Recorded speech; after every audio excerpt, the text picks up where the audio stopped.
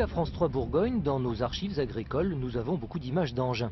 Des engins tellement familiers qu'ils sont presque devenus le symbole de l'agriculture. En revanche, il est rare que l'on aperçoive la terre.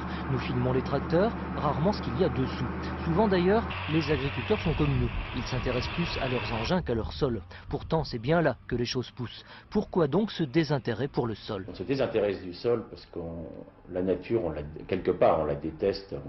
On a eu tellement de mal à s'en nourrir, on a eu tellement de mal, on a tellement souffert au niveau, il y a eu tellement d'histoires de famine sur les 8000 ans d'agriculture, que quelque part, enfin, on se met à produire sans tenir compte des sols.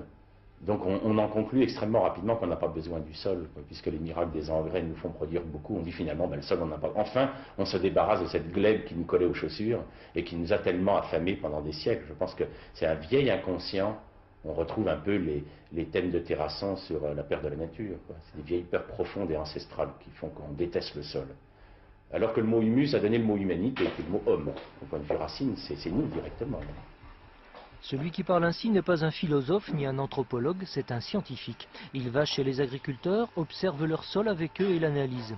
La plupart du temps, il trouve un milieu dégradé par des pratiques culturelles inspirées par d'autres intérêts que ceux des agriculteurs.